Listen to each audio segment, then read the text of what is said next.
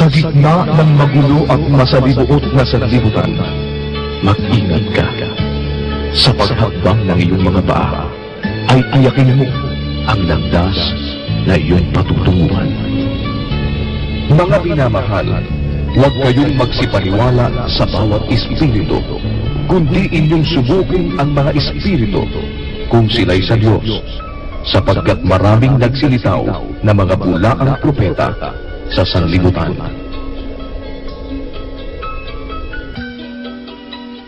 Ganito ang sabi ng Panginoon: magsitayo kayo sa mga daan at magsitingin kayo at ipagtanong ninyo ang mga dating landas kung saan nandoon ang mabuting daan at magsidakap kayo roon at kayo'y mga kakasumpong ng kapahingahan sa inyong mga kaluluwa.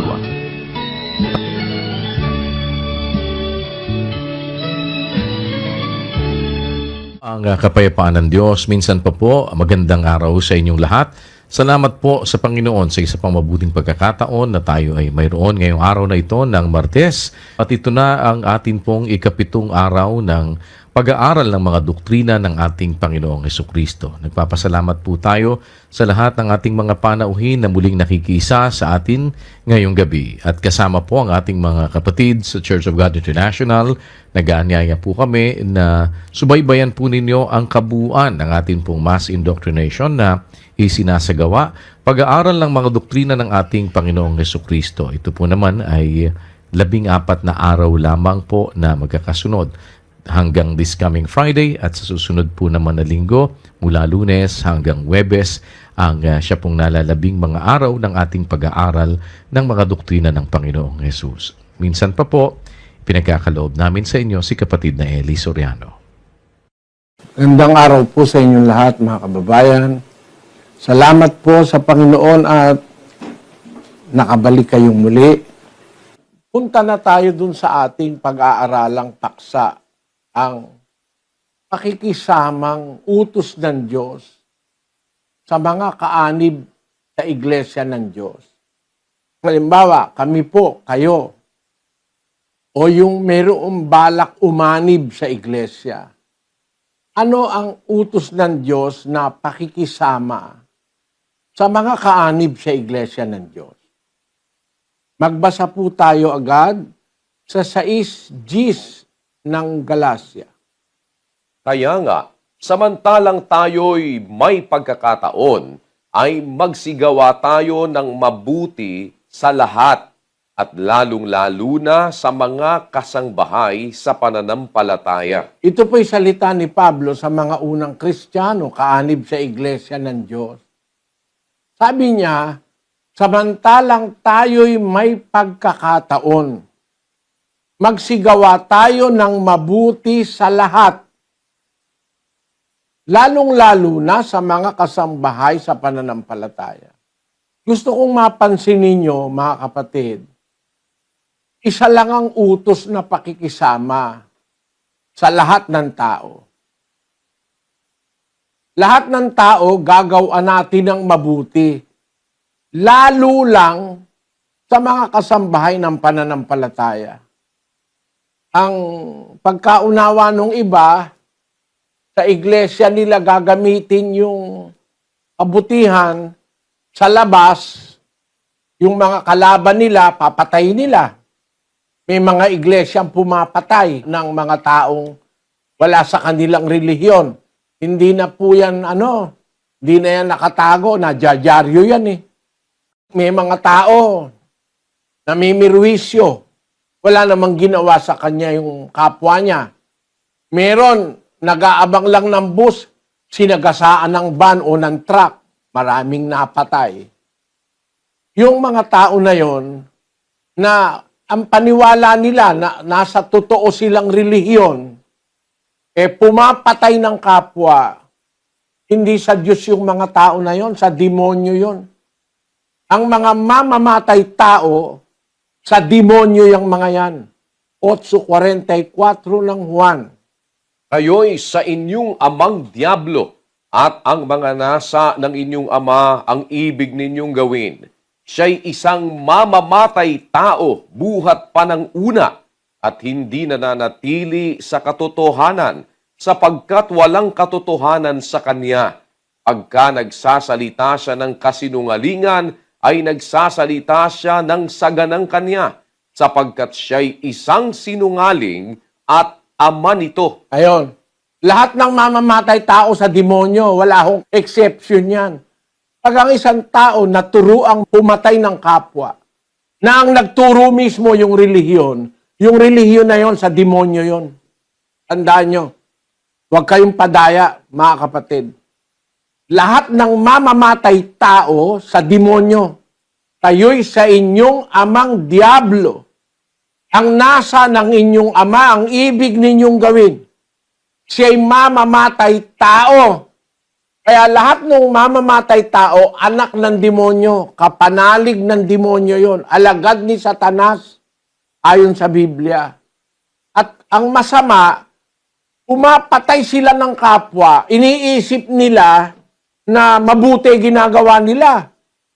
Kontra ang Panginoon Kristo. 16:2 ng Juan. Kayo'y palalayasin nila sa mga sinagoga. Oo, dumarating ang oras na ang sinumang pumatay sa inyo ay aakalaing naghahandog siya ng paglilingkod sa Diyos. Ayan, merong mga ganyang relihiyon. Tinuruan ng miyembrong pumatay. Kaya yung miyembrong pumapatay, akala niya naglilingkod siya sa Diyos. Kaya ako sinasabi ko, kahit nakagalitan ako ng lahat ng tao, pagka mag-iiglesia rin lang kayo, ang aaniban yung iglesia, nag-uutos ng pagpatay, antikristo yan. Kalaban ni Kristo yan. Kasi ang sabi ng Biblia, si Kristo may sabi, palalayasin nila kayo sa mga sinagoga, sabi niya sa mga Kristiyano nung una. Oo, tingnan niyo po sa screen, dumarating ang oras na ang sino mang pumatay sa inyo, aakalaing naghahandog siya ng paglilingkod sa Diyos. Bakit sila natutong pumatay? Utos ng relihiyon nila eh. Diba? Meron pa ba kayong kilalang mga relihiyon na pumapatay talaga? Yan ang delikado sa relihiyon, mga kababayan. Kung hindi natin alam ang mga bagay na ito, akala mo, kung tignan mo, mga banal, kunyari, Kristo, Diyos, sila lang ang tunay, sila lang ang maliligtas. Maliligtas ba ang mga anak ng demonyo? Kayo'y sa inyong amang diablo. Ang mga nais ng inyong ama, ang ibig ninyong gawin. Kaya ako naniniwala, ito personal kong paniniwala. Tama ang Panginoon Kristo. May mga iglesia talaga pumapatay ng kapwa-tao. Pagka hindi ka na nila kapareho o kaalyado, maaari kang mapirwisyo. Yan yung sinasabi ni Kristo. Merong mga relihiyong mamamatay tao, pinapayagan ang gumagawa ng masasamang bagay. Sa Roma, pakinggan nyo sa 1:32. Na bagamat nalalaman nila ang kautusan ng Diyos, na ang mga nagsisigawa ng gayong mga bagay ay mga karapat-dapat sa kamatayan, ay hindi lamang gayon ang ginagawa, kundi naman pinapayagan ang mga nagsisigawa ng mga yaon. Pinapayagan kasi, kaya namimihasa. Yan ay nababasa sa Biblia. Huwag kayong magagalit sa akin, mga kababayan. Itinuturo ko lang po sa inyo ang mga pangyayari na hindi na hahalungkat. Lalo na kung makapangyarihan sila, hindi man mababalita pinaggagawa nilang mga krimen.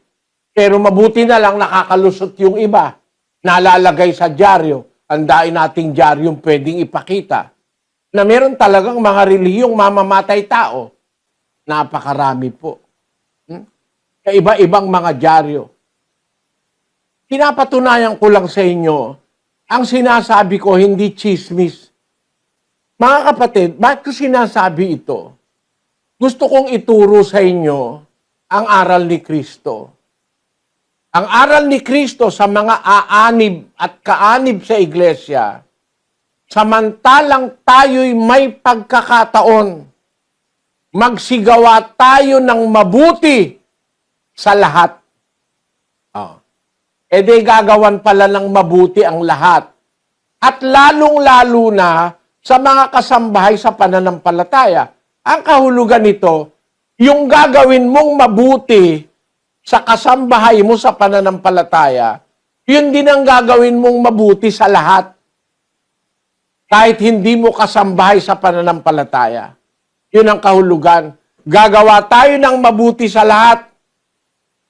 Lalo lang sa kasambahay sa pananampalataya. Pero yung mabuting gagawin mo sa kasambahay sa pananampalataya, yun din mismo ang mabuting gagawin mo sa lahat ng tao. Huh? At para maintindihan natin kung papaano ang utos ng Diyos na pakikisama sa lahat ng tao, lalo lang sa kasambahay sa pananampalataya, ano ba ang pangunahing utos ng Diyos sa mga lingkod ng Diyos sa iglesia ng Diyos? Ang sabi po ng Biblia sa Colosas Kapitulo 3, versikulo 14, ganito po ang nakasulat. At sa ibabaw ng lahat ng mga bagay na ito, ay mangagbihis kayo ng pag-ibig na siyang tali ng kasakdalan. Ayan, maliwanag po.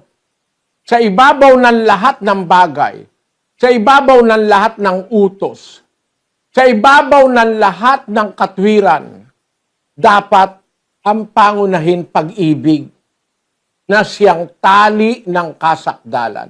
Sabi sa Cebuano, uglabi ni ining mga butanga, managsulob kamo sa paghigugma, nga mao ang gapos sa pagkahingpit.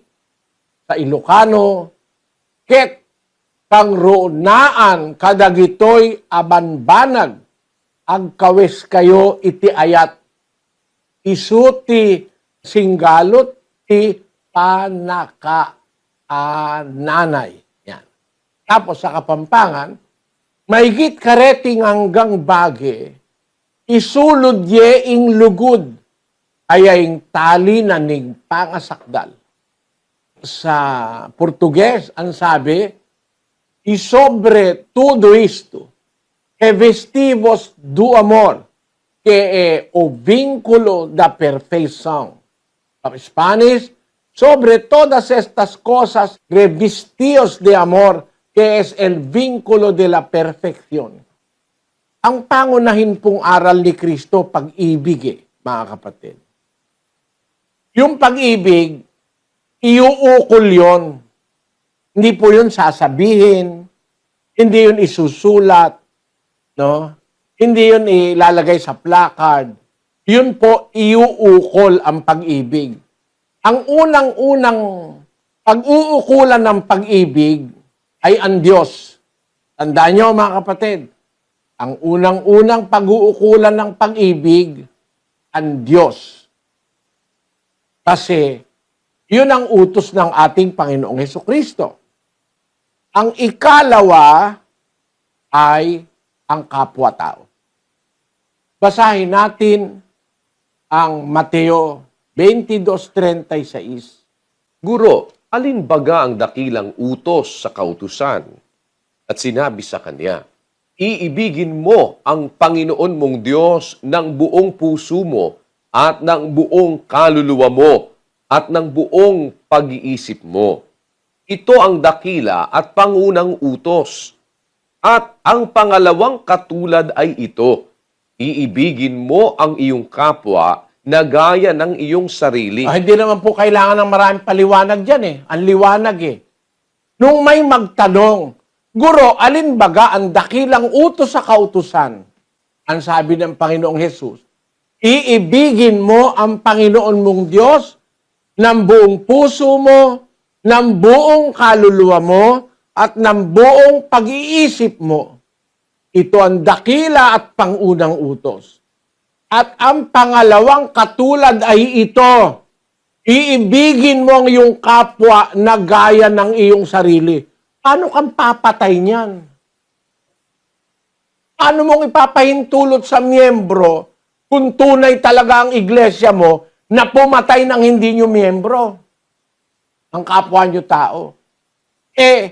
Ang pangalawa pa lang pinakadakilang utos ay ibigin mo ang iyong kapwa gaya ng iyong sarili. Tapos, yung kapwa lang ba iibigin mo gaya ng sarili? Punta tayo sa Mateo Kapitulo 5, versikulo 44. Datapwat sinasabi ko sa inyo, ibigin ninyo ang inyong mga kaaway at idalangin ninyo ang sa inyo'y nagsisiusig. Hindi lang pala kapwa-tao mo na normal Pati kaaway mo pinapaibig kapwa mo kasi rin yun Tao rin yun, nilalang din ng Diyos yun kahit kaaway mo. Ibigin ninyo ang inyong mga kaaway, idalangin pa ninyo ang sa inyo'y nagsisiusig. Aral po ni Kristo yan. Paano ba yung pag-ibig natin sa kaaway? No? Basahin natin ang 45. Upang kayo'y maging mga anak ng inyong Ama na nasa langit, sapagkat pinasisikat niya ang kanyang araw sa masasama at sa mabubuti, at nagpapaulan sa mga ganap at sa mga hindi ganap. Ayon. Yung palang utos na pag-ibig sa kaaway, magagawa pala no na tayo'y maging anak ng Ama sa langit. Sapagkat yung Ama sa langit, iniibig niya pati yung hindi kumikilala sa Kanya. Pinasisikat niya ang Kanyang araw sa masasama at sa mabubuti, nagpapaulan siya sa mga ganap at hindi ganap. Ganun ang Diyos, Na pati yung hindi kumikilala, pati yung gumagawa ng masama, yung hindi sumusunod sa Kanya, minamahal niya rin. Kaya inuutos niya sa Kanyang mga anak sa iglesia ng Diyos na ibigin ninyo ang inyong mga kaaway. Idalangin ninyo ang sa inyo'y nagsisiusig upang kayo'y maging mga anak ng inyong Amang nasa langit. Bakit? Sapagkat pinasisikat niya ang kanyang araw sa masama at sa mabubuti, nagpapaulan siya sa mga ganap at sa mga hindi ganap. Ang katunayang utos po yan, basahin natin sa Lucas. Pati kaaway iibigin Subalit, ibigin ninyo ang inyong mga kaaway at gumawa kayo ng mabuti. Pagpahiram kayo na hindi umaasa ng kapalit. Malaki ang magiging gantimpala ninyo at kayo'y magiging mga anak ng kataas-taasan sapagkat siya'y mabait sa mga di mapagpasalamat at sa masasama. Ganun ang Diyos Pati yung mga hindi mapagpasalamat sa Kanya, yung mga masasama, mahal din niya. Kaya sabi niya sa mga anak niya sa iglesyang totoo, ibigin ninyo ang inyong mga kaaway. Gumawa kayo ng mabuti. Kung ano yung gagawing mabuti sa loob ng iglesia, sa kasambahay ng pananampalataya, gagawin din nating mabuti sa mga kaaway natin sa pananampalataya. No? Kaaway natin personal. No? Taong hindi natin mga kakilala, gagawin natin. Kung yun nga ang kaaway mo, iibigin mo, yung kapitbahay mo pa hindi mo naman kaaway yata. At paano ang pag-ibig sa kaaway? Gagawa kayo ng mabuti, magpapahiram kayo. Pero mo, kaaway mo, papautangin mo pa. Sa ibang iglesia ba kaya? Yung kaaway nila, papautangin nila.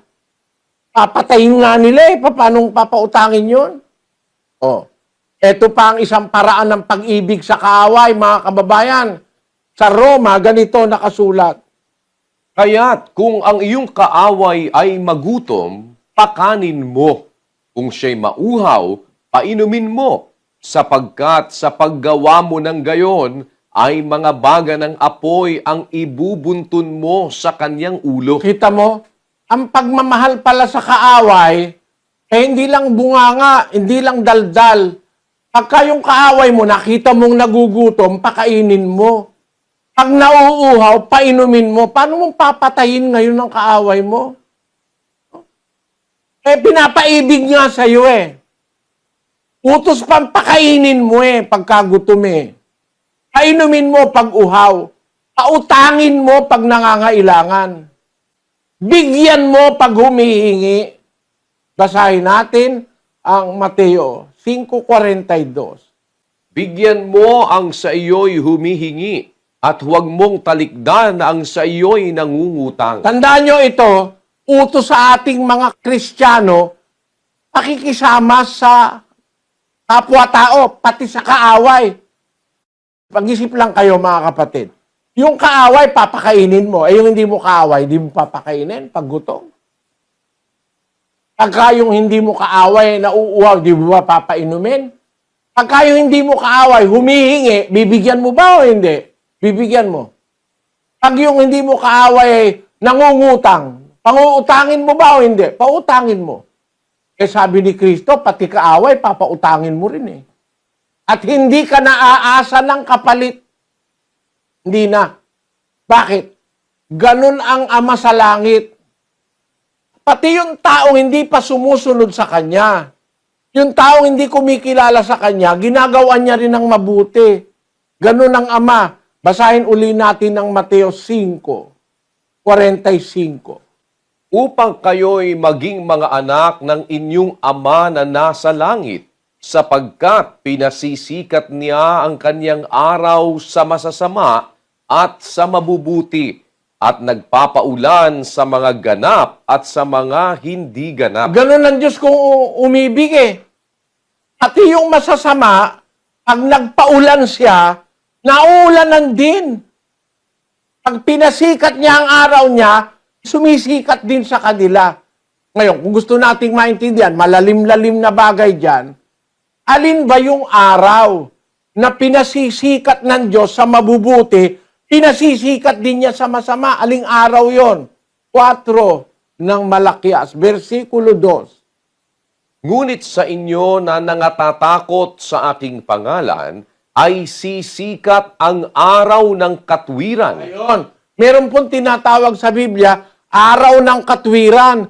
Yun ang araw ng Diyos. Hindi yun ang araw ng solar system. Ang araw ng solar system, yun literal na araw. Yung material na araw.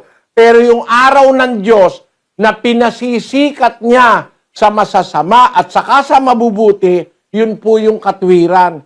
Araw ng katwiran. The Son of Righteousness. Kaya, ang aral ng Diyos, yung katwiran ng Diyos, pinapakita niya yon sa mabuti. Pero pinapakita niya rin yun sa masama. Para nga yung masama, bumuti rin. Nagpapaulan siya sa ganap at saka sa hindi ganap. Ano naman yung ulan ng Diyos? Gis 12 ng Osias. Basahin natin. Mangaghasik kayo sa inyong sarili sa katwiran. Magsikapas kayo ayon sa kaawaan. Bungkalin ninyo ang inyong pinabayaang bukiran, sapagkat panahon na hanapin ang Panginoon hanggang sa siya'y dumating at magdala ng katwiran sa inyo. Ang sabi diyan, magdala ng katwiran sa inyo. Ang Panginoon, pagdating niya, magdala ng katwiran. Mali po ang pagkakasalin diyan. Kung babasahin natin yan sa English at saka sa Hebrew na original, basahin po natin sa English. Sow to yourselves in righteousness, reap in mercy, break up your fallow ground. For it is time to seek the Lord, till He come and rain righteousness upon you. Ayun, hanggang sa siya'y dumating at paulanan kayo ng katwiran. Kaya yung pagkakasalin sa Tagalog, mali po eh. Ang sabi ron, magdala ng katwiran. Kundi ang nakasulat talaga sa original, sa Hebreo, hanggang magpaulan siya ng katwiran sa inyo. Kaya yung po sinasabi ng Panginoong Hesus sa Mateo, ang Diyos na mabait, nagpapasikat ng araw sa masasama at sa mabubuti, nagpapaulan sa ganap at hindi ganap. Yung araw po, araw ng katwiran. Yun namang ulan, ulan din ng katwiran. Pareho kasing kailangan ng halaman yan eh. Literally, yung araw at saka yung ulan, kailangan ng halaman. Tayong mga tao, parang halaman, nangangailangan ng init at lamig. Katwiran na simboliko ng ulan at katwiran na simboliko ng init ng araw na pinasisikat ng Diyos. Yan po ay utos ng Diyos sa atin na umibig sa kapwa-tao gaya ng sarili, at komo yung kaaway ay kapwa-tao rin, iibigin mo rin ang kaaway. Baka sabihin nyo, mahirap yata. Ay naku, mahirap po talaga. Biro mo yung kaaway mo, sinisiraan ka, papakainin mo pa. Yung kaaway mo na nag-iisip na gawang ka ng masama, idadalangin mo pa. Pero alam nyo mga kapatid, hindi naman po impertinente ang Diyos eh. Ang Diyos punong-puno ng logic at punong-puno ng katwiran. Punong-puno ng karunungan. Bakit niya iniuutos na ibigin ang kapwa pati kaaway? Kasi ang gusto niya, pati yung mga taong masasama na kaaway ng kanyang mga lingkod, madala niya, mailigtas niya. Yun po ang gusto ng Diyos. Kaya yun naman ang natutunan ng mga unang Kristiyano. Natutunan nila magmahal sa kaaway, makisama sa kaaway, makisama sa hindi nila kasama sa iglesia, makisama sa kanilang mga kapwa-tao. 9:20 ng unang Korinto. At sa mga Hudyo, ako'y nag-aring tulad sa Hudyo, upang mahikayat ko ang mga Hudyo. Sa mga nasa ilalim ng kautusan ay gaya ng nasa ilalim ng kautusan, bagaman wala ako sa ilalim ng kautusan, upang mahikayat ang mga nasa ilalim ng kautusan. Sa mga walang kautusan ay tulad sa walang kautusan, bagamat hindi ako walang kautusan sa Diyos, kundi nasa ilalim ng kautusan ni Kristo, upang mahikayat ko ang mga walang kautusan. Sa mga mahihina, ako'y nag-aring mahina, upang mahikayat ko ang mahihina. Sa lahat ng mga bagay, ay nakibagay ako sa lahat ng mga tao, upang sa lahat ng mga paraan ay mailigtas ko ang ilan. Ganyan po ang Kristiyano. Sa lahat ng bagay, nakibagay ako sa lahat ng mga tao. Kaya wala kang taong ipupuwere. Gagawan mo lahat ng mabuti. Sa lahat ng paraan, sabi ni Pablo, nakibagay ako sa lahat ng tao upang sa lahat ng mga paraan, mailigtas ko ang ilan. Bakit tayo makikisama sa kapwa-tao kung tayo'y kaanib sa iglesia?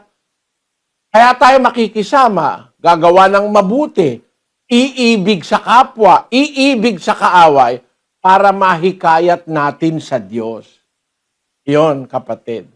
Mamahalin mo asawa mo, mamahalin mo ang tatay mo, ang nanay mo. Kung ikaw ay kaanib sa iglesia, mamahalin mo kapitbahay mo, gagawan mo sila ng mabuti. Pagka meron ka rin lang itutulong mo. Pagka may papautang ka, pautangin mo. Pati kaaway, pautangin, sabi ng Biblia.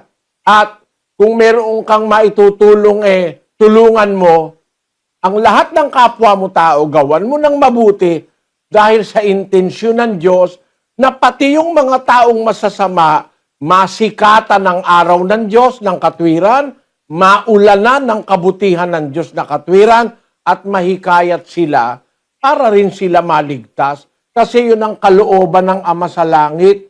2:4 ng unang Timoteo. Pakinggan nyo. Na siyang may ibig na ang lahat ng mga tao'y mga ligtas at mga kaalam ng katotohanan. Ang Diyos ang may ibig. Lahat ng tao maligtas. Kaya nga, kung gusto rin natin yung gusto ng Diyos, makikisama ka ng matuwid. Hindi ka magiging palaaway. Hindi ka magiging bastos sa kapitbahay mo. Hindi ka magiging kontrapelo. Hindi ka magiging galit sa mundo. Merong mga tao, alam mo, no? Sa karanasan ko po, kakausapin mo lang, nakasimangot. Parang hindi mo naman kilala, hindi ka naman kilala. Parang galit agad. Kaya nga nung napunta ako dito sa Brazil, na-appreciate ko yung kanilang ugali rito. Dito kahit hindi ka nila kilala, lalakad ka sa daan, sasabihin sa'yo, good morning, good afternoon. Sa kanilang wika, bom dia, boa tarde, no? Como vai? Kamusta? Kahit di ka nila kilala, nasa lubong ka lang nila. Kung minsan mayroong mga tao, no? Excuse me po. Bakit? Anong tuma? Parang kung makipag-usap sa kapwa, ang trato sa kapwa ay kaawa, hindi marunong umiti. Kaya ako, minsan meron akong, naglalakad akong ganon. Meron akong nadaan ng restaurant. Nakangiti yung hindi naman ako talaga kakain . Kung nakangiti, pasok po kayo, sabi. Pumasok ako, humingi ako ng kape. Kahit di gustong kumain. Iba yung may ngiti ka sa kapwa . Yung wala kang galit, meron tao, kahit di niya kilala, parang galit siya. Kahit di niya kilala meron ganun . Kayo, alam niyo ibig kong sabihin, mga kababayan . Meron tao galit sa mundo. Kahit sino kaharap. Meron nga, ang asawa niya, kung kausapin niya, parang demonyo . Kung ang anak niya, kung kausapin niya, parang kaaway niya . Hindi ganun ang Kristiyano. Matuto tayong umiti. Matuto tayong mag-consider sa kapwa. Let us welcome everybody in our lives. Kasi, utos ng Diyos. Unang-una, iibig ka sa Diyos. Ito ang dakila at pangunang utos. Ang ikalawang katulad ay ito. Iibigin mo ang iyong kapwa gaya ng iyong sarili at iibigin mo pati ang iyong kaaway. Ito ang turo ni Kristo. Palagay nyo, pag ganito ang aral, may patayan pa ba? Pag ganito aral, ba't may patayan? Kasi may mga reliyon, di ganyan ang turo . Kanya-kanyang turo. Inimbentong mga turo, wala sa Biblia. Sapat naman yung nasa Biblia para gumawa tayo ng kabutihan . Pati nga sa ating kaaway, gagawa ka ng kabutihan . Lalo na yung asawa mo. Di ba yun ang logic? Kung ang kaaway mo, ibigin mo, lalong iibigin mo asawa mo. Kung ang kaaway mo, ibigin mo, lalo yung kamag-anak mo, yung biyenan mo, yung anak mo, yung tiyuhin mo. Meron pa bang matitirang hindi mo iibigin ? Kaaway mo na nga, pinapaibig pa sa'yo. Yan ang aral na dapat nating maintindihan, mga kababayan, na hindi itinuturo ng ibang iglesia. Ang itinuturo, pagkaaway mo, patayin mo, pasabugin mo, bombayin mo. No? Ako, kung tayo lang ay may kapangyarihan para yung mga yan pagdadamputin at ikulong sa impyerno, mababawasan ng violence sa mundo, mababawasan ng karahasan sa mundo. Kasi kung ang maghahari, yung aral ni Kristo, wala namang Kristiyanong papatay ng kapwa-tao . Walang Kristiyanong mananakit ng kapwa-tao. Walang Kristiyanong magnanakaw sa kapwa-tao. Pero ba namang iniibig mo, nanakawan mo? O kaya yung asawa re-rapin mo? Kung iniibig mo yung kapwa mo, gaya ng sarili mo, gusto mo ba na yung asawa mo rapin? Ayaw mo. Re-rapin mo ba yung asawa ng kapwa-tao mo na iniibig mong gaya ng iyong sarili? Hindi mangyayari yun. Bakit? Iniibig mo yung kapwa mo gaya ng sarili mo . Ayaw mong malason. Huwag mong lalasunin yung kapwa mo. Nung araw, natuklasan ko yan doon sa Pampanga, doon sa Gasap. Meron tayong kapatid doon. Meron 3 linggo. Ang ampalaya, piso lang 1 kilo. Yung ampalaya niya ay malalaki na. Nung biglang-bigla, tumaas yung ampalaya. Naging 3 piso 1 kilo. Tumaas ng 3 doble. Sabi ko dun sa kapatid na Sinding, anihin mo ngayon. Mahal ngayon kasi araw-araw ay nasa palengke ako. Nagtitinda kami para kumita ako at maipangaral ko ebanghelyo. Alam niya ng mga kapampangang kapatid. Nung nandoon ako, naghahanap buhay ako para makapangaral, para masustinihan yung pangangailangan namin. Araw-araw ko nasa palengke. Paglusong ko dun sa palengke, nakita ko, biglang-bigla nagmahal ang ampalaya. Punta ako sa kapatid na Sinding. Na Sinding, yung palaya mo, mahal ngayon, pitasin mo na, lalaki . Sabi niya, kapatad, malyari. Bakit? Malyari. Pangaragulda na rin ang palaya mo. Bomba-bomba ako panapon, malason na rin tao. kabobomba niya lang daw nung ampalaya, baka malason mga tao magkakasakit. Sabi ko, napakagandang budhi ng kapwa. No? Meron kahit may lason, papalamon sa'yo Mamatay ka, manigas ka, wala silang pakialam.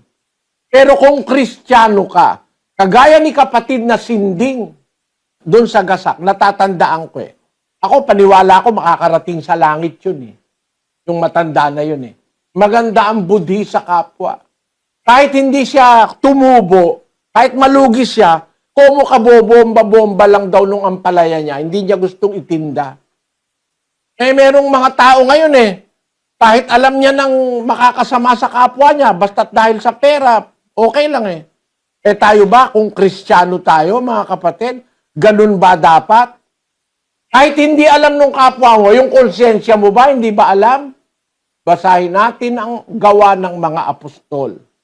24:16. Na dahil nga rito'y lagi rin akong nagsasanay upang magkaroon ng isang budhing walang kapaslangan sa Diyos at sa mga tao. Kung mahal natin ang Diyos at mahal natin ang kapwa, dapat ang budhi natin walang kapaslangan sa Diyos at sa tao. Ang ibig sabihin ng walang kapaslangan, wala kang budhing laban sa kapwa mo. Wala kang budhing may puot sa kapwa mo. Wala kang budhing may tanim na galit sa kapwa mo. Kung iniibig mo ang iyong kapwa gaya ng iyong sarili, hindi ka mag-iisip ng masama sa iyong sarili, hindi ka rin mag-iisip ng masama sa iyong kapwa. Hindi ba napakagandang aral nito? Bakit ang mga iglesia ngayon nagpapatayan? Bakit ang mga iglesia ngayon, sasabihin nila, eto si Soriano nakikialam. Anong nakikialam? Sinasabi ko lang yung totoo. Dahil yun ang nasa Biblia. Gusto naman ng Diyos, ibulgar lahat ng kawalangyaan na yan Utos ng Diyos yun 58:1 ng Isayas. Umiyaw ka ng malakas, huwag kang magpigil.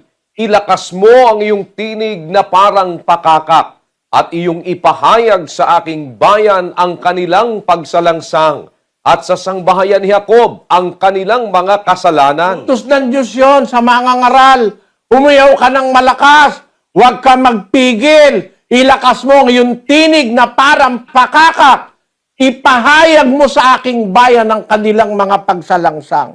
Yang lahat ng kawalangyaan, dapat ipinapahayag yan para ang bayan ng Diyos huwag gumawa ng ganyan. Yung iglesyang sa Diyos, hindi gagawa niyan kasi ipinapahayag nga yan para wag gawin. Alam niyo mga kapatid, napagkakamalan lang ako, nang aatake raw ako. Hindi ako nang aatake. Itinatanyag ko lang yung salita ng Panginoon. Mag-ingat kayo mga kababayan, wag na wag kayong aanib. Kaya ko lang ito binabanggit para maipakita sa inyo kung ano ba yung tama at ano ba yung mali. Kasi kailangan nating malaman yung tama at malaman yung mali para wag tayong mabiktima ng mali. Ang tama sa iglesia ng Diyos na nasa Biblia, gagawa ng mabuti sa lahat, lalo na sa kasambahay ng pananampalataya. Pero yung gagawin mo sa kasambahay na mabuti, gagawin mo sa lahat. Ano ba yung mabuti? Mga kapatid, na gagawin natin sa lahat ng tao. Gagawin yung pag-ibig, yung mabuti. Anong gagawin? Hindi bubungangain, hindi dadaldal. Hindi sa bunganga, gagawin. Magsigawa tayo ng mabuti sa lahat, samantalang tayo may pagkakataon. Alin ba yung mabuti? 7:12 ng Roma. Kaya nga, ang kautusan ay banal at ang utos ay banal at matuwid at mabuti. Ayon, ang gagawin natin yung kautusan. Alin yung kautusan? Yun ang wika'y banal, ang utos ay banal, matuwid at mabuti. Ang mabuti para sa Diyos na ipinagagawa niya sa atin, sa ating kapwa, lahat ng kapwa gagawa natin ng mabuti. Pati kaaway gagawan mo ng mabuti. Alin yun? Yung utos. Ano ba utos? Ang utos, pakanin mo nagugutom. Painumin mo na uuhaw. Pakanin mo ang kaaway. Painumin mo ang kaaway. Ang utos, mahalin mo yung kapwa mo tao, gaya ng sarili mo. Ayaw mong nakawan, huwag kang magnanakaw. Ayaw mong masigawan, huwag kang maninigaw. Ayaw mong masiraan, huwag kang maninira. Ayaw mong ikaw ay ang asawa mo'y pinapakialaman, huwag mong papakialaman yung asawa ng kapwa mo. Ayaw mong pinagmamalupitan yung iyong anak, huwag mong pagmamalupitan yung anak ng may anak. Hindi ba ganun ang pag-ibig sa kapwa gaya ng sarili, mga kapatid? Basahin natin ang Mateo 7, versikulo 12. Kaya nga, lahat ng mga bagay na ibig ninyong sa inyo'y gawin ng mga tao, gawin naman ninyo ang gayon sa kanila, sapagkat ito ang sa kautusan at ang mga propeta. Ang ibig ninyong gawin ng mga tao sa inyo, yun din ang gawin nyo sa kanila, sabi ng Biblia, sabi ni Kristo. Yan yung tinatawag sa eskwela na golden rule. Do unto others what you would like others to do unto you. O kaya sa isang paraan, do not do unto others what you do not like others to do unto you. Maliwanag yon. Gusto mong mahalin, magmahal ka. Gusto mong patawarin, magpatawad ka. Gusto mong tumanggap, magbigay ka. Diba? Gusto mong ikaw ay tiisin, magtiis ka rin. Basahin natin ang Efeso 4:32, mga kapatid. At magmagandang loob kayo sa isa't isa, mga mahabagin, na magpatawaran kayo sa isa't isa, gaya naman ng pagpapatawad sa inyo ng Diyos kay Kristo. Magmagandang loob kayo sa isa't isa. Utos yan sa iglesia. Yang utos sa iglesia, gagawin din natin yan sa labas. Gagawin natin ang mabuti o ang utos sa lahat ng tao, sabi ng Biblia. Magmagandang loob kayo sa isa't isa. Yung magandang loob, kapatid, ang kahulugan nun, yung hindi maramot. Bawa, magandang loob ka, meron kang magandang loob sa isang tao. Nagluto ka halimbawa ng tinola. Hindi ba pag magandang loob ka kahit isang tasa lang na tinola binigyan mo yung taong gusto mong gawaan ng magandang loob, di ba? Merong ganun na merong tao, nagmamagandang loob, kung bibigyan niya nga yung ulam yung kanyang kapwa ang pipiliin mo pa pagka magandang loob ka Halimbawa, nagtinola ka ng manok, ang pipiliin mo pa yung malaman. Hindi pwede kasi sabihin na magandang loob na ang kinuha mo, yung paa, yung ulo, saka yung leeg, yun ang binigay mo sa kapwa mo. Hindi magandang loob yun, maramot na loob yun. Yung magandang loob, ang tawag sa English dyan, yung be kind one to another, tender-hearted. Ang magandang loob, yung bukas ang kalooban mo. Magbigay ka yung may kagandahang loob. Tapos, ang sabi sa Biblia, magmagandang loob kayo sa isa't isa, mahabagin. Alam nyo, yung habag, mga kapatid, isa sa mga pinakamahalagang aral ni Kristo, yung habag. Yung pagiging maawain o mahabagin. Puntahan natin sa Mateo. Kapitulo 5, ang sabi ng Panginoong Hesus ay ganito, mapapalad ang mga mahabagin sapagkat sila'y kahahabagan. Tanyo, meron tayong may pakinabang tayo pag sumunod tayo sa utos Pagka mahabagin tayo, kahahabagan din tayo ng Diyos. Pagka nagpatawad ka, papatawarin ka rin ng Diyos. Yun yung sinasabi ni Pablo kung babalikan natin yung 4:32. Magmagandang loob kayo sa isa't isa. Mga mahabagin na magpatawaran kayo sa isa't isa, gaya naman ang pagpapatawad sa inyo ng Diyos kay Kristo. Tingnan ninyo mga kapatid, sa iglesia ng Diyos, ipinapatupad po namin ito. yung pagpapatawaran. Kasi yun ay pagiging mahabagin na yung kapwa mo, yung kapatid mo nagkasala sa'yo, kung mahabagin ka o maawain ka, magpapatawad ka eh. Ang sabi ni Kristo sa 6:14, Sapagkat kung ipatawad ninyo sa mga tao ang kanilang mga kasalanan, ay patatawarin naman kayo ng inyong Ama sa kalangitan.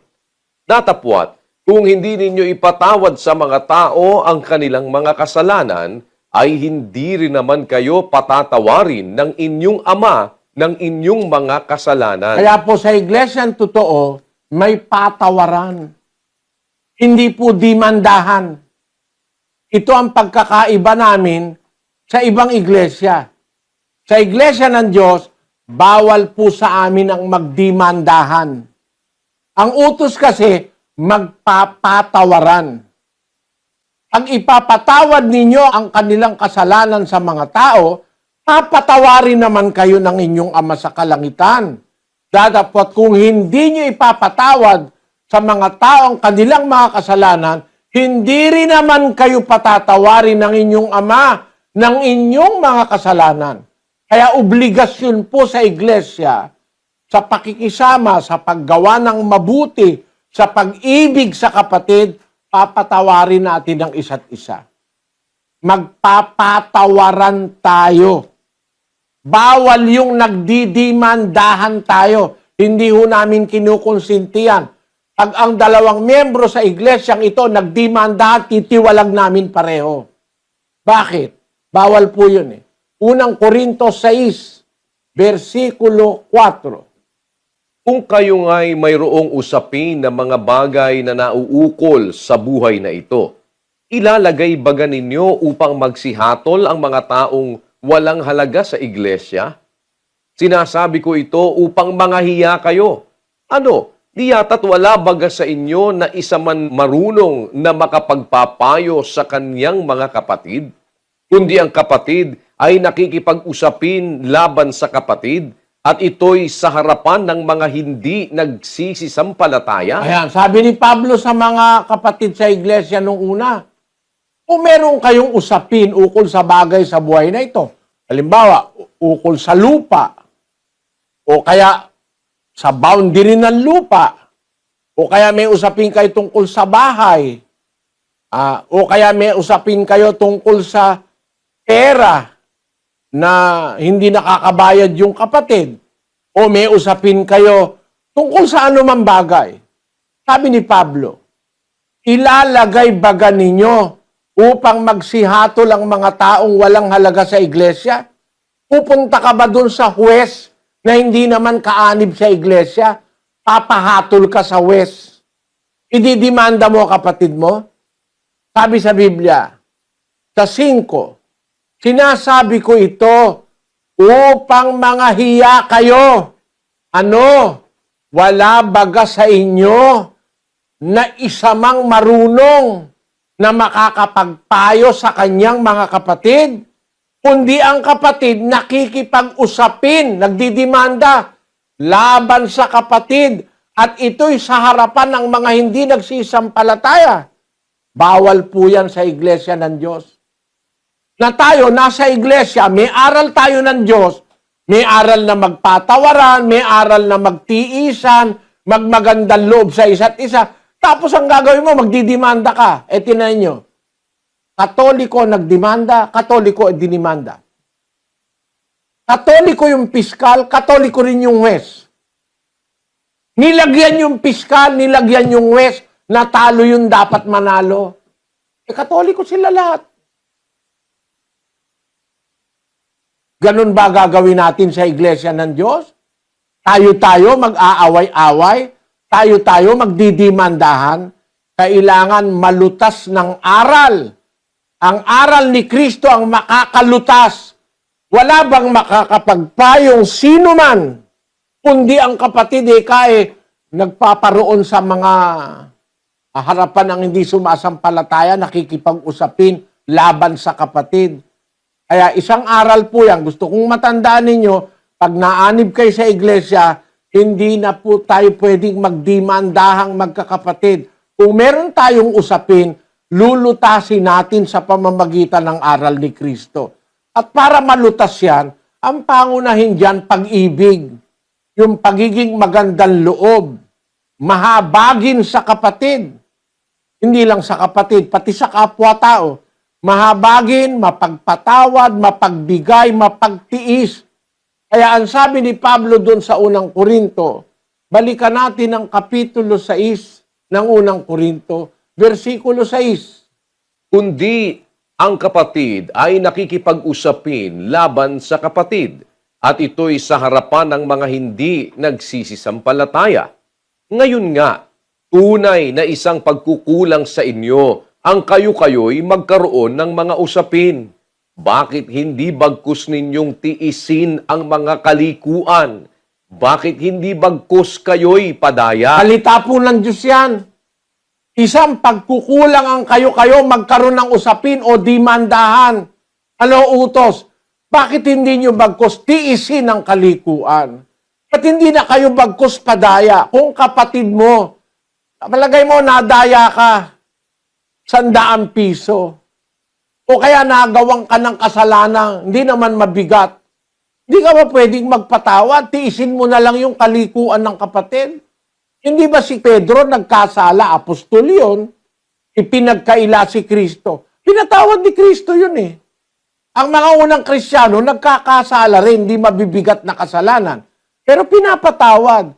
Pag titiis ka na lang, titiisin mo yung kapatid. Nagkamali, nakasigaw, o kaya nagkamali ng isip, o kaya hindi ka nabati, magtitiis ka na lang. Hindi para mag-away, tapos magdimandahan. Kung meron tayong usapin ukol sa buhay na ito, ang sabi ni Pablo, maghanap tayo ng solusyon. Wala bang isa sa inyo man lang na makakapagpayo sa kanyang kapatid? Kaya ang sa iglesia, ano yan nagpapayuhan yan May pagpapayuhan, 55:14 ng awit. Tayo ay maligayang nagpapayuhang magkasama. Tayo'y lumalakad na magkaakbay sa bahay ng Diyos. Tayo'y lumalakad na magkakaakbay sa bahay ng Diyos. Alin ba yung bahay ng Diyos na sinasabi sa Biblia? 3:15 ng Timoteo. Ngunit kung ako'y magluwat ng mahabang panahon, ay upang maalaman mo kung paano ang dapat sa mga tao na ugaliin nila sa bahay ng Diyos, na siyang iglesia ng Diyos na buhay at haligi at saliga ng katotohanan. Ang bahay ng Diyos ay ang iglesia ng Diyos. Ang sabi sa Biblia, tayo'y maligayang nagpapayuhang magkakasama. Tayo'y lumalakad na magkakaakbay sa bahay ng Diyos o sa iglesia ng Diyos. Alam niyo mga kapatid, sa iglesia, tinuturuan tayo ng pagkakaisa. Yung magkakaakbay, ang ibig sabihin nun, magkakaisa Hindi naman tayo pwedeng lumakad kung 1,000 tayo, magkakaakbay tayo. Walang daan nakakasya tayo ron. Tayo ikay nagpapayuhang magkakasama. Lumalakad tayong magkakaakbay. Ang ibig sabihin ng magkakaakbay, magkakaisang damdamin, magkakaisang puso. 1:10 ng unang Korinto.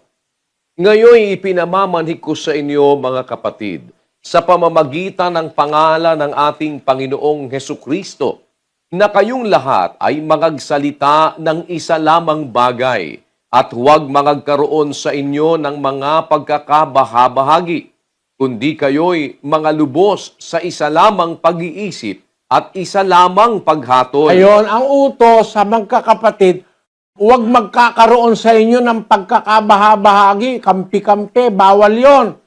Mga lubos kayo sa isa lamang na pag-iisip at isa lamang paghatol. Yung sinasabi ni Pablo, malubos kayo sa isa lamang pag-iisip, sa isa lamang paghatol, Filipos 1:27. Ang inyo lamang pamumuhay ay maging karapat-dapat sa Ebanghelyo ni Kristo, upang maging ako ay dumating at kayo'y makita o wala man sa harap ninyo, ay mabalitaan ko ang inyong kalagayan, na kayo'y matitibay sa isang espiritu na kayo'y mangagkaisa ng kaluluwa na nangagsisikap sa pananampalataya sa Ebanghelyo. Yun, magkaisa kayo ng kaluluwa na nagsisikap sa pananampalataya sa Ebanghelyo. Ang sabi ni Pablo, ang liwa-liwanag, Filipos 1.27, tandaan nyo mga kapatid, kayo'y magtitibay sa isang espiritu, magkaisa ng kaluluwa na nagsisikap sa pananampalataya sa Ebanghelyo. Ang pagkakaisahan natin, aral. Kasi sa tunay na iglesia ng Biblia, ang pangunahing aral ay pag-ibig. Unay sa Diyos, ikalaway sa kapwa. Sa kapatiran at sa lahat ng tao. Hindi sa kapatiran lang, hindi kagaya ng iba iglesia, mahal lang nila sila. Pero yung mga tagalabas, yung mga kaaway nila, hindi na nila mahal. Kaya nga pinapatay, ginigipit. No? Ang utos po sa Biblia, samantalang tayo'y may pagkakataon, magsigawa tayo ng mabuti sa lahat, lalong-lalo na sa mga kasangbahay sa pananampalataya. Maliwanag po, gagawa ng mabuti sa lahat. At yung paggawa ng mabuti, yun po yung pagsunod sa utos. Ang mabuti ay ang utos. Ang utos ay banal, ang kautusan ay banal, matuwid at mabuti. Anong utos? Yung pag-ibig. Pangunahin yun. Iibigin mo ang iyong kapwa gaya ng iyong sarili. Iibigin mo ang iyong kaaway. Magpapautang ka sa nangungutang kung mayroong ka rin lang. At magbibigay ka sa humihingi kung mayroong ka. Halimbawa, ganito ang sabi ni Santiago. Santiago sa 2:15, ganito ating mababasa. Kung ang isang kapatid na lalaki o babae ay hubad at walang kakanin araw-araw, at ang isa sa inyo ay magsabi sa kanila, pagsiyaon kayong payapa, kayo'y magagpainit at magagpakabusog, at gayon may hindi ninyo ibinibigay sa kanila ang mga bagay na kinakailangan ng katawan, anong mapapakinabang dito? Ano pakinabang doon? Sinabi mo sa kapatid mo, magpakabusog ka, magpainit ka. Hindi mo naman binibigyan ng kumot. Hindi mo naman binibigyan ng pagkain. Ano ang pakinabang doon? Kaya ang sabi doon sa 15, kung ang isang kapatid na lalaki o babae ay hubad at walang kakanin araw-araw, ano dapat mong gawin? Di yung hubad paramitin mo. At yung walang kakainin pakainin mo, tulungan mo. Yun po ang aral ng pag-ibig sa magkakapatid sa iglesia. Kaya dito, ikinagagalak at ikinararangal kung sabihin sa inyo, ngayong nakikinig kayo buong Pilipinas at buong mundo, sa iglesyang ito walang pulubi kahit isa. Wala po kaming kapatid na nagpapalimo sa daan. Pag alam namin ang kapatid pulubi, walang makakain, meron kaming bahay ampunan. Diyan sa Apalit. Meron po tayong bahay ampunan sa Mindanao, sa Bisaya, sa Quezon City, sa Laguna. Yung mga matatanda na wala, tinakwil na ng kamag-anak, pinabayaan na ng mga anak, inaalagaan po natin. Yung mga batang iniiwan sa mga CR, yung mga batang iniiwan sa ospital, kinukup po natin. Kahit hindi natin karelihiyon, kahit sino pa, diyan sa ating eskwela, diyan sa Apalit at saka sa Caloocan, kahit iglesia ni Kristo, nakakapag-enroll, walang bayad. Libre lahat, pati uniforme, pati pagkain, pati libro, pati computer, libre po lahat sa La Verdad Christian School. Yan ay mga gawa ng pag-ibig sa kapwa. At hindi yan po pwede na yan i-deny pa. Kahit siraan kami ng siraan, marami pong mga nakakakita ng ginagawa namin, hindi naman namin ipinagmamapuri.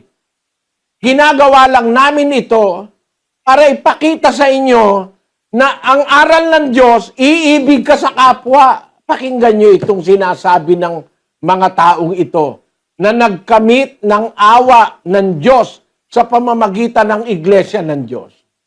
Problemado noon si Ginang Pia Malyari kung saang pribadong eskwelahan niya papag-aarali ng anak na si Jehan dahil sa pagpapatupad ng K-12 program ng Department of Education.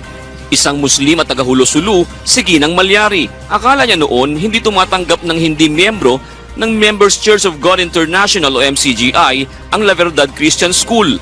Hanggang sa napatunayan niya na mali pala ang sinasabi ng ibang tao at nagustuhan niya ang disiplinang ipinatutupad ng eskwelahan. Para sa puso at isip ko, number one, La Verdad. Kasi lalo pang bumabait yung mga kabataan, lalo pa siya bumait. Para naman kay Love Jess Kem Collis, pa sa karunungan sa eskwelahan ng kanyang natutuhan sa 4 na taon niyang pamamalagi sa La Verdad. Babaunin niya raw ito sa pagpursige niya sa kursong architecture sa isang universidad sa Maynila. There's many valuable life lessons na nakukuha mo from the teachers and not just the lessons that you need for academics. Ayon naman sa mami ni Love Jess Kem, malaking tulong sa katulad niyang single parent ang scholarship program ni na Brother Eli Soriano at Kuya Daniel Razon. Fair, it's open for everybody, and talagang yung heart nila to help others. Very proud kami na pumasok dito yung anak ko. Sa pagtatapos ng 279 na scholar na kasama sa unang batch ng K-12 program ng pamahalaan, nakita ng Department of Education ang potensyal ng eskwelahan na makapag-produce ng mga kabataang mag-aahon sa kanilang mga magulang sa kahirapan at magbabago sa kanilang buhay. Ang La Verdad Christian School nasa mapa na nasa record na ng Division of Pampanga as one of our best schools, even in the regional and even in the national. I would be ordering Sir Alvin Gozon to give the same award that I gave to our public schools. We counted the number of winnings and we gave them the achievement award. And I'm sure if we count all the winnings that you had yesterday, you will be rank 1. Binigyan din naman ng founding chairman ng eskwelahan na si Brother Eli Soriano at presidente nitong si Dr. Daniel Razon sa mga estudyante ang importansya ng pagiging humble at grateful sa may lalang upang pumalaot pa sa kanilang mitihin sa buhay. Una niyong pag-aralan ng tumanaw ng utang na loob. Una sa Diyos, ikalawa sa mga nagpalaki sa inyo. Ikatlo, sa tinatawag nating pangalawang magulang sa eskwela, ang ating mga guro, our mentors. Saan man tayo makarating, ano man ang kaalamang ating makuha sa buhay na ito, ay maisip natin, hindi natin ito dapat na ipagmalaki. Hindi natin ito dapat na ipagyabang. Kung hindi ang ating maalala sa tuwina, ay mayroong nagbibigay sa atin ito. Ngayong araw idinaos ang graduation rites ng LVCC sa Caloocan branch kung saan isa sa mga ito si Princess Bautista na anak ng isang magsasaka at may 6 na mga kapatid. Aniya natupad na ang isa sa kanyang mga pangarap na makatapos ng kolehiyo. Ito ay sa tulong ng libreng education program ng La Verdad Christian College.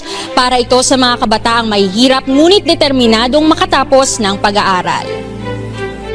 Wala po silang kakayahan na paaralin po ako sa college po. Kaya salamat po sa Diyos kasi may isang institusyon na nagbibigay ng libre sa katulad namin gustong mag-aral. Sa ilalim ng programa ng LVCC, walang babayaran tuition ang mga estudyante, maging sa kanilang mga uniforme at libro. Libre din ang kanilang pagkain sa mga oras na sila ay nasa paaralan. Kanina pa nauhing pandangal sa graduation rites ang batikang abogado na si Attorney George Erwin Garcia. Aniya, saludo siya sa mga mabubuting asal na itinuturo ng paaralang ito sa mga kabataan. Pinaka mapalad kayo sa lahat sapagkat hindi lamang dahil sa kayo ay nabigyan ng libreng pag-aaral, mas ibig sabihin na-develop ang inyong pagiging pagkatao, ang inyong pagmamahal sa Panginoon Diyos at pagiging isang tunay na Pilipino. Ang La Verdad ay tinatag ni na Brother Eli Soriano at Kuya Daniel Razon noong 1999. Kaya namin ipinakikita ito, mga kapatid. Hikayatin kayo na kung susunod tayo sa aral ng Diyos, magiging magandang loob tayo sa kapwa. Kung meron tayong pag-ibig, matuto tayong magmalasakit sa kapwa kahit hindi natin kapatid sa iglesia. Kahit nasa labas ng iglesia, matututo tayong magpatawad, matututo tayong magmalasakit, magbigay, magpautang, gumawa ng mabuti, pati sa ating mga kaaway. Yan po ang nakasulat sa Biblia. Ang iglesia po, hindi salot ng lipunan. Maraming iglesia ngayon, salot ng lipunan. Imbis makatulong sa gobyerno, nakakagulo pa. Meron kasing relihiyong ganun eh. Imbis magpakita ng pagmamahal at malasakit sa kapwa. Ang ginagawa, yung mga tao nila tuturuan na lumaban sa gobyerno, mag-rally, kung ano-anong mga gulong ginagawa. Eh tayo mga kapatid, huwag tayong ganun. Kasi lagi natin tatandaan, ang unang-unang utos, iibigin ng Diyos. Ang ikalawa, iibigin ng kapwa. Gagawa ng mabuti. Paano kang manggugulo? Paano kang papatay?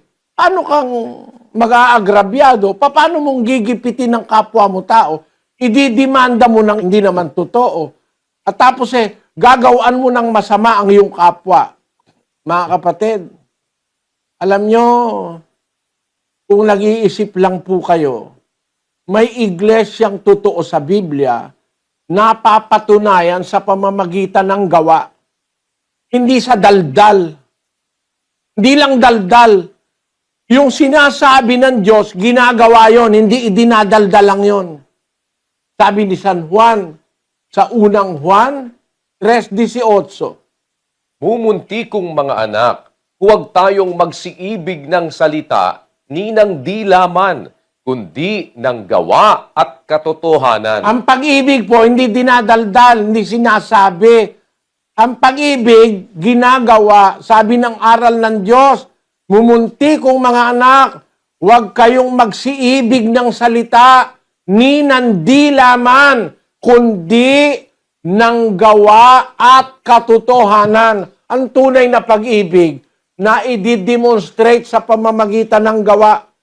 Pag-ibig sa Diyos, pag-ibig sa kapwa, pag-ibig sa kapatid, pag-ibig sa kaaway. Kasi lahat ng mabuting gagawin natin sa kapatid, obligasyon din nating gawin sa ating kapwa-tao na hindi natin kapatid. Kasi ang sabi ng Biblia, gagawa kayo ng mabuti sa lahat. Yung mabuti, ginagawa yun para sa lahat. Lalong-lalo lang sa kasambahay ng pananampalataya. Extra sa kapatid sa iglesia, ang mabuting gagawin mo. No? Pero yung mabuting gagawin mo sa kapatid, kailangan pati sa tagalabas, pati sa kaaway, gagawin din natin yon, mga kapatid. Kasi ganun ang Diyos. Pinapaulanan niya yung mga matutuwid, pinapaulanan niya yung masasama. Pinapasikat niya ang araw niya sa mga matutuwid, pinapasikat niya rin sa masasama. Ibig sabihin, ang Diyos ay mapagmahal. Kahit doon sa mga hindi kumikilala sa Kanya, mahal pa rin niya para kung maintindihan nila, magbalik loob sila sa Diyos. Yun din naman ang turo sa atin. Makikisama tayo ng mabuti sa lahat ng kapwa-tao, pati sa kaaway, para madala natin sila sa Diyos. Sabi ni Pablo, sa lahat ng bagay, nakibagay ako sa lahat ng tao, upang sa lahat ng paraan, mailigtas ko ang ilan. Tandaan nyo, mayroon pong layunin ang kapatiran sa Iglesia ng Diyos. Ang pangunahin nating layunin, maakay ang kapwa sa Diyos, hindi sa kampi-kampi, hindi sa pagpatay, hindi sa pagmamahal lang sa sarili. Hindi. Ang pangunahin natin layunin, maakay ang kapwa-tao sa Diyos. Kaya sabi ni Pablo, sa mahihina, ako'y nag-aring mahina upang mahikayat ko ang mahihina. Sa lahat ng bagay, nakibagay ako sa lahat ng tao. Lahat ng tao, pinakibagayan niya. Upang sa lahat ng paraan, mailigtas ko ang ilan. Ang ating layunin, mailigtas ang kapwa-tao. Kahit yung pinakamasamang taong kilala mo, kahit yung pinakamasamang asawa mo, kahit yung pinakamasamang anak mo, huwag tayo munang maghahatol. Bigyan natin sila ng pagkakataong makarinig ng aral ng Diyos, baka sakaling magbago sila at mailigtas natin sila.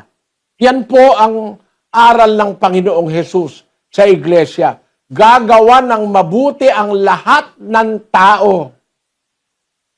Ngayon, yung pag-ibig na itinuturo ni Kristo, paano po yun, mga kapatid? Basahin natin ang 13:4 ng unang Korinto. Ang pag-ibig ay mapagpahinuhod. Ayon. Ang pag-ibig, hindi matigas ang loob, madaling mapahinuhod. Pag may humihingi ng awa, naawa. Pag may humihingi ng tawad, naaawa. Kasi iibig ka sa Diyos, ang una, at pangalawa, iibig ka sa kapwa mo tao, sa kapatid, sa kapwa, sa kaaway. Pag may pag-ibig ka, mapagpahinuhod ka. Madali kang maglubag. Hindi ka matigas ang loob. Tapos, anong kasunod? At magandang loob. Ayun, yung magandang kalooban, bukas loob sa kapwa.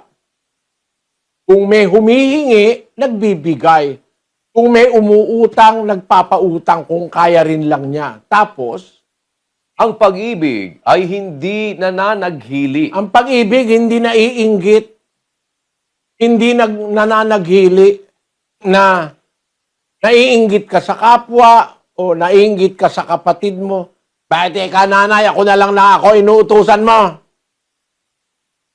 Ba't di mo utusan yung kuya ko? Merong ganun nananaghili. Kung meron kang pag-ibig, hindi ka mananaghili.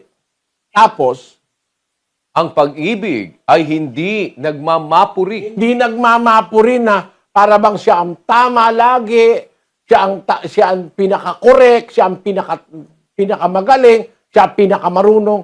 Yung may pag-ibig, hindi mapagmapuri yun. Tapos, Hindi mapagpalalo. ayun, ang pag-ibig hindi mapagpalalo. Kung meron tayo nung pag-ibig na turo ng Diyos, na ang tawag sa Grego ay agape, yung pag-ibig hindi mapagpalalo yun, hindi mayabang. Meron tao, luklukan ng yabang Napakayayabang, magsalita, mayabang, umasta, mayabang. Kung may pag-ibig tayo, mawawala yung yabang. Tuloy. Hindi naguugaling mahalay. Ayun, ang pag-ibig, hindi nag-uugaling mahalay. Halimbawa, babae, dalaga, hindi mo sa-chancingan na meron ganun nambubunggo. Meron ganun matanda rin, meron pa, ganun pa Matanda na nambubunggo pa ng suso o nanghihipo ng puwet. Meron ganun Ang pag-ibig, kung may pag-ibig tayo sa kapatid nating dalaga o may asawa, hindi nag-uugaling mahalay. Pagkatapos, Hindi hinahanap ang kaniyang sarili. ang pag-ibig, hindi mo hinahanap ang sarili mo. Ba't ka ganyan? Ako, hindi ganyan Pag ako naggawa, hindi ganyan. Pag ako nanahe, hindi ganyan. Huwag mo hahanapin sarili mo. Hindi mo makikita yung sarili mo Kasi ang tao may kanya-kanyang kakayahan. Kung halimbawa, yung kapatid mo, nagkulang, kapos siya. Maaring kapos sa isip, kapos sa abilidad, kulang sa abilidad, huwag mong hahanapin yung sarili mo sa kanya. Umunawa ka na ganun lang yung kaya ng kapatid mo. Huwag mong hanapin sa kanya yung sarili mo. Pagkatapos, Hindi nayayamot. ang pag-ibig hindi mayamutin. Meron tao mayamutin magagalitin. Pagka may pag-ibig ka, naaalis yung yamot, yung galit, yung inis.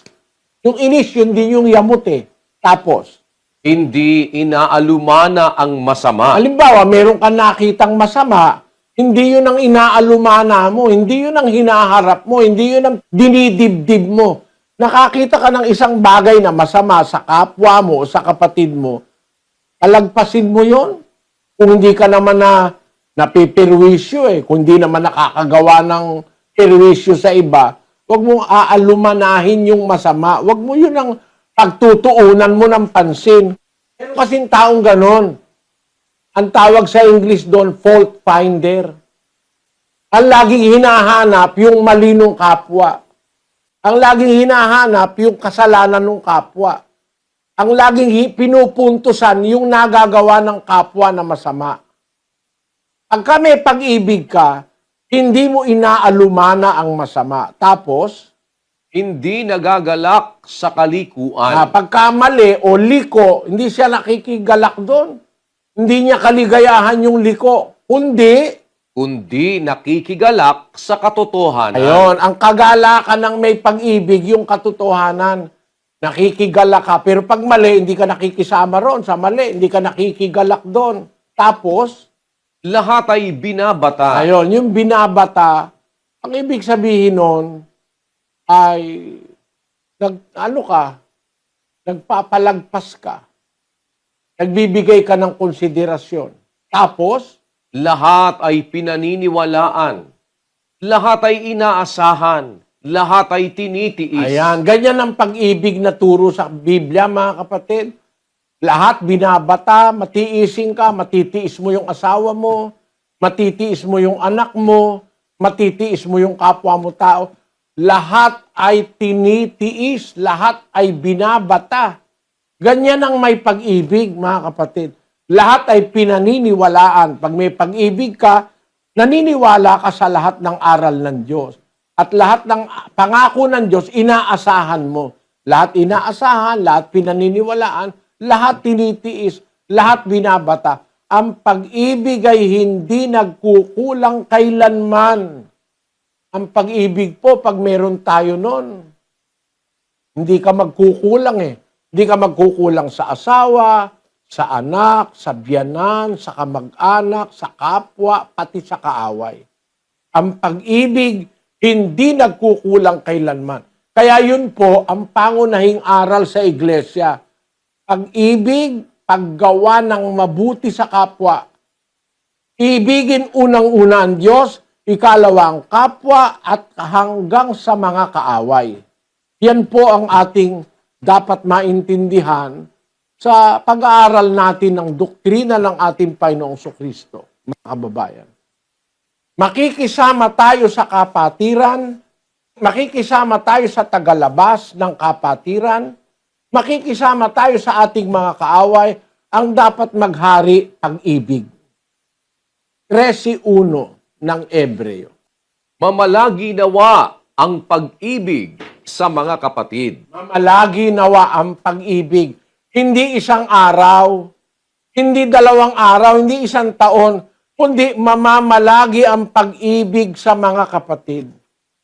Dapat sa kapatiran, nandoon nakapirmi ang pag-ibig, pagmamahal. Una sa Diyos, ikalawa sa kapwa, hanggang sa kaaway. Dapat mamalagi yung pag-ibig na yon sa kapatiran. 1 Pedro 2, versikulo 17. Igalang ninyo ang lahat ng mga tao. Ibigin ninyo ang pagkakapatiran. Mga takot kayo sa Diyos. Igalang ninyo ang hari. Tinanin yung aral na ito. Iibigin mo, gagawan mo ng mabuti ang lahat. Tapos, igalang ninyong lahat. Alam niyo, merong mga tao, iginagalang lang yung tatay niya, nanay niya. Ang aral ng bagong tipan, iba po eh.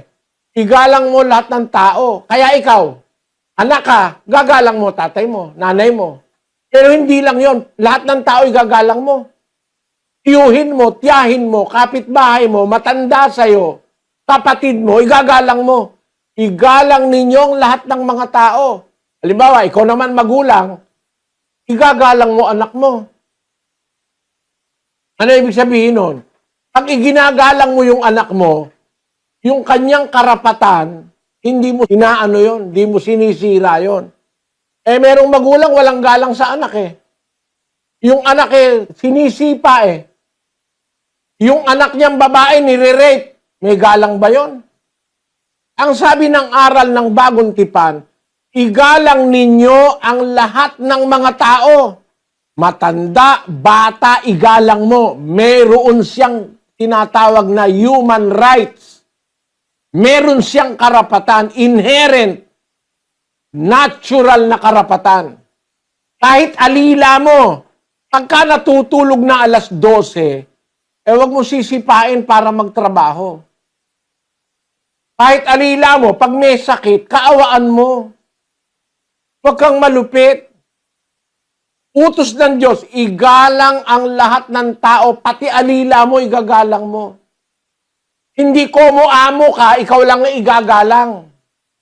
Hindi ko mo magulang ka, ikaw lang ang igagalang. Ikaw na magulang, ginagalang ka nung anak mo, igalang mo naman lahat ng tao, pati anak mo. Ibigay mo ang kanyang karapatan. Huwag mo siyang iismulin.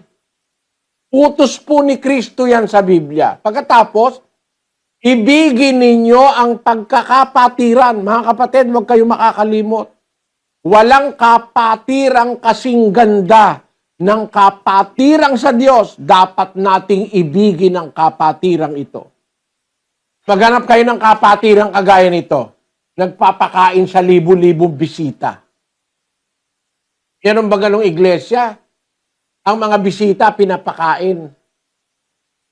Binibigyan ng libreng Biblia. No?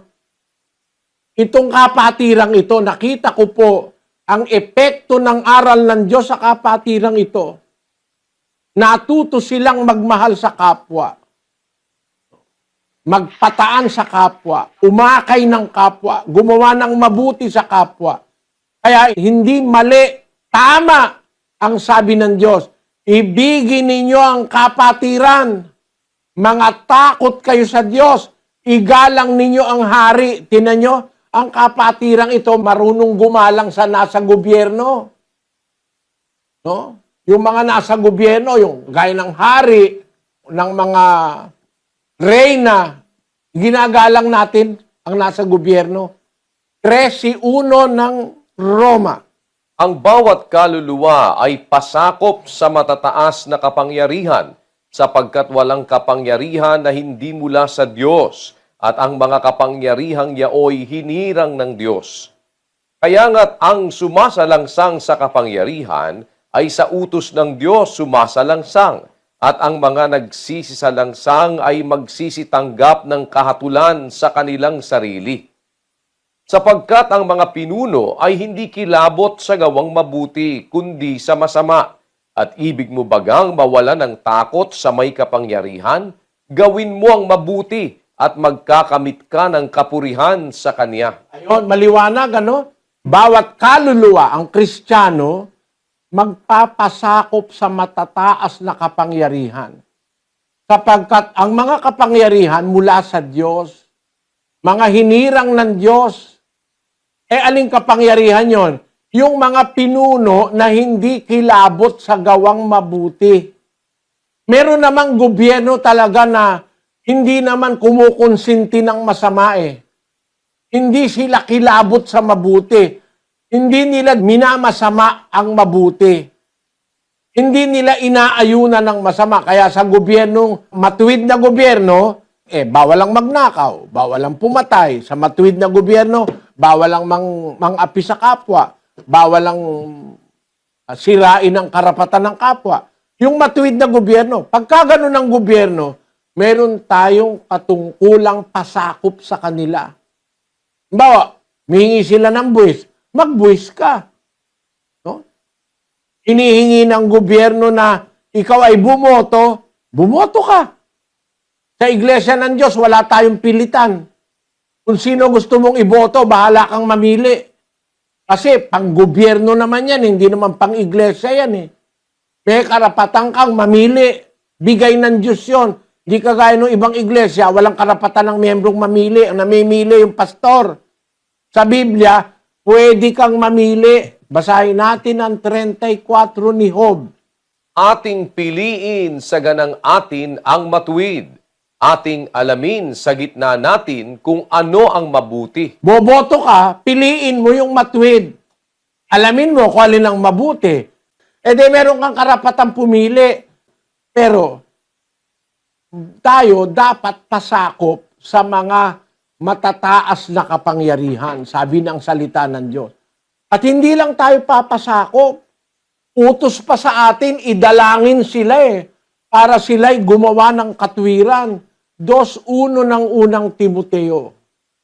Una-una nga sa lahat ng mga bagay ay iniaaral ko na manaing, manalangin, mamagitan at magpasalamat na patungkol sa lahat ng mga tao, ang mga hari at ang lahat ng nangasa mataas na kalagayan, upang tayo'y mga buhay na tahimik at payapa sa buong kabanalan at kahusayan. Ito'y mabuti at nakalulugod sa paningin ng Diyos na ating tagapagligtas. Di ba utos gumawa tayo ng mabuti? Isang mabuting gagawin natin, sabi ni Pablo, iniaaral ko na manaing, manalangin, mamagitan, magpasalamat na patungkol sa lahat ng mga tao, ang mga hari, at ang lahat ng nangasa mataas na kalagayan. Anong layon? Upang tayo mabuhay na tahimik at payapa sa buong kabanalan at kahusayan. Sapagkat ito'y mabuti at nakakalugod sa paningin ng Diyos na ating tagapagligtas. Tanyo mga kapatid, sa iglesia hindi tayo rebelde sa gobyerno Sa iglesia, sumusunod tayo sa mabubuting pinapanukala ng gobyerno. Sinusuportahan natin yon, mga kababayan. Bakit? Nakakalugod sa Diyos yun para tayong mabuhay na payapa. Kaya hindi tayo aanib dun sa mga kilusang ang ginagawa lagi kontrahin ng gobyerno. Hindi tayo aanib doon. Bawal po sa ating umanib sa mga kilusan na lagi na lang laban sa gobyerno. Pero, kung kapwa-tao sila, dapat din natin silang mahalin. Dapat din natin silang ibigin. Pag nagugutom, pakainin. Pag nauuhaw, painumin. Pag humihingi ng manok, meron ka rin lang, bigyan mo. Huwag ka lang tumutol. Yun ang aral ni Kristo Maging magandang loob tayo. Pero para sumama pa tayo sa ganyang mga movement, yung makakaliwa, laging may rally, may EDSA, may kung ano-ano. Huwag na tayo makihalo dyan, mga kapatid. Tayo'y sa Diyos, bayaan nyo sila kung ano gusto nilang gawin. Wala tayong masamang layunin sa kanino man. Itinuturo ko lang sa inyo yung istriktong aral ng Panginoong Hesukristo. Dahil hindi lahat ng iglesia nagtuturo nito. At hindi lahat ng mga ngaral matapang magturo ng katotohanan. Merong mga duwag. Itinatago ang aral ng Diyos. Ang itinuturo yung sarili nilang aral. Aral ng Diyos ito Nasa Biblia po ito, mga kapatid. Pagka nasa Biblia, obligasyon nating ituro ang aral ng Panginoong Kristo. Dapat tayong pasakop sa gobyerno. Ang gobyerno na kumukondina sa masama at ang gobyernong pumapanig sa mabuti, dapat tayong pasakop doon. Maliban na lang kung kagaya ng gobyerno ni Hitler, o kaya yung kagaya ng gobyerno ni Saddam Hussein, o kaya yung gobyerno ni Idi Amin. Pag ganun ang gobyerno, hindi tayo obligadong magpasakop doon. Lumayas na lang tayo kung taga-roon ka. Pero pag ang gobyerno hindi naman gumagawa ng masama sa mamamayan, gumagawa naman ng ikabubuti ng mamamayan, nagpapatayo ng eskwela, ng mga ospital, tumutulong sa mahihirap, tumutulong sa mga binaha. Pag ang gobyerno, isang gobyernong marunong gumawa ng mabuti, pasakop tayo ron.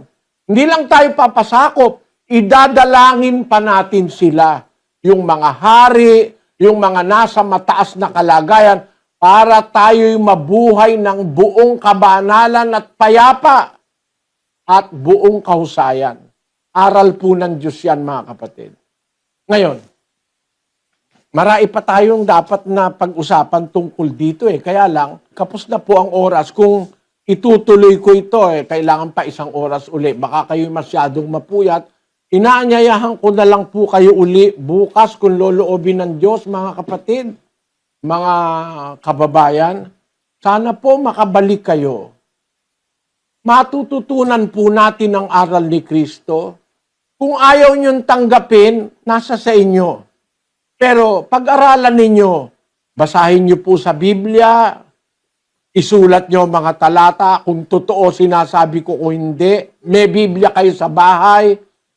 Pag uwi niyo sa bahay, pagbulay-bulayin ninyo ang inyong mga narinig, ang inyong mga narinig na talata, basahin niyo uli para magbalik-aral kayo sa inyong kaisipan. Makikita niyo, pagka susunod tayo sa lahat ng aral na ito, magiging mabuti tayong mamamayan. Magiging mabuti tayong kapwa-tao sa kapwa.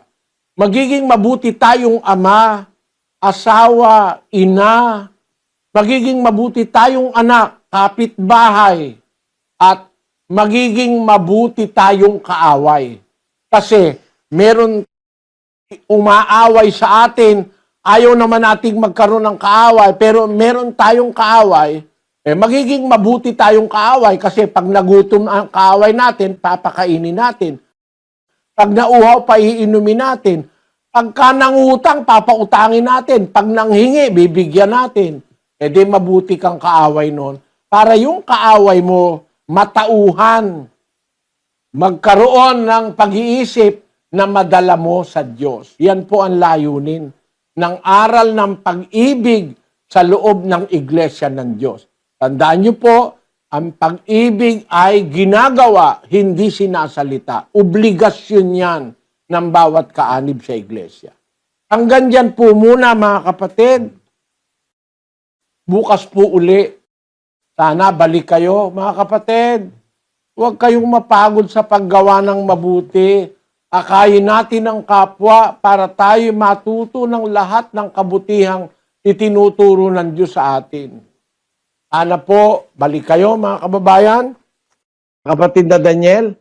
Maraming salamat po. Muli ay nagpapasalamat tayo sa Panginoon sa isa pang mabuting pagkakataong ipinagkaloob sa atin. At ganoon din po, kami nagpapasalamat sa inyong pagantabay sa atin pong ika-7 araw ng atin pong mass indoctrination na isinasagawa. Bukas po ulit, sana po ay muling nyo kaming mapaunlakan na mapagpatuloy po natin ang pakikinig ng mga doktrina ng ating Panginoong Hesukristo. At mamaya pong 9:30, ang atin po namang Global Prayer for Humanity ay atin pong ipinag-aanyaya para po sa inyo, sa lahat po ng ating mga kapwa-tao. Ano man po ang inyong relihiyon, ay kami po'y nag-aanyaya sa inyong magsama-sama po tayo sa paghingi ng awa ng Panginoon. Minsan pa, salamat po sa Diyos sa isang mabuting pagkakataon na ipinagkaloob sa atin ngayong araw na ito. At bago po tayo pansamantalang maghiwa-hiwalay, muli po kami nag-aanyaya para sa isang maikling panalangin.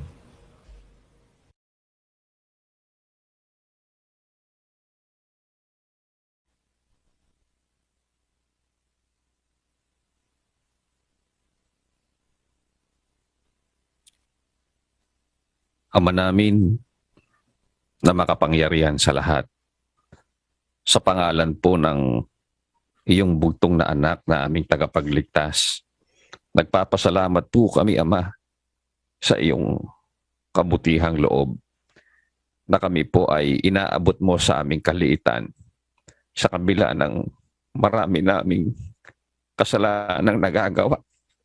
Sinisikap mong maging dapat kami sa iyong kaharian. Salamat sa mabuting pagkakataon na ibinibigay mo sa amin na makapakinig ng iyong mga aral, na makapagbabago ng aming mga buhay, magiging gabay namin sa aming mga paggawa sa araw-araw ng aming pakikisalamuha sa sanlibutan ito. Mga salitang nagbibigay ng direksyon at ng kapayapaan sa aming mga puso. Sana itimo mo ng mariin sa kaibuturan ng puso ng bawat isa sa amin, lalo na ng mga nakikinig ng iyong banal na doktrina.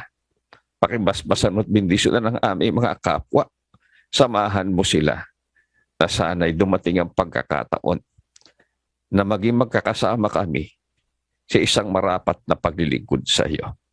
Pagpalain mo ang bawat isang kapatid na kasangkapan mo sa pag-aanyaya sa aming mga kapwa-tao upang makapagbalik loob.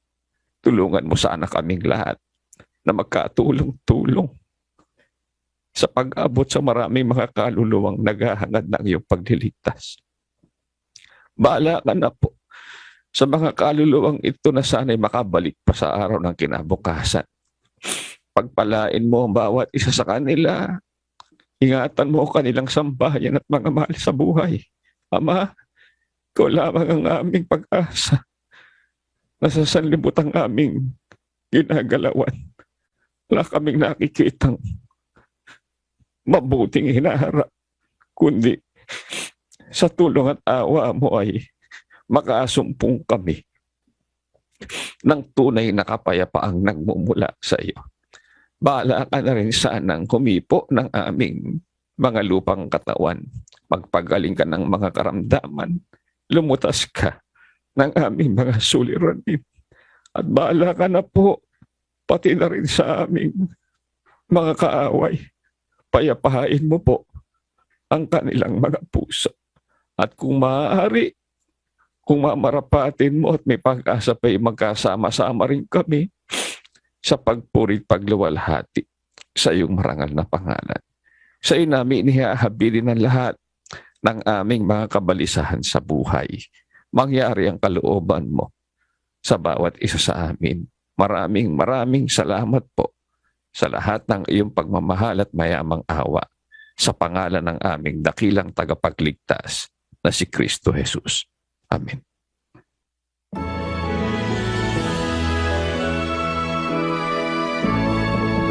Sa Diyos amang narakilan at sana ay ang karangalan at sa Espiritu Banal luwalhati kailan paman.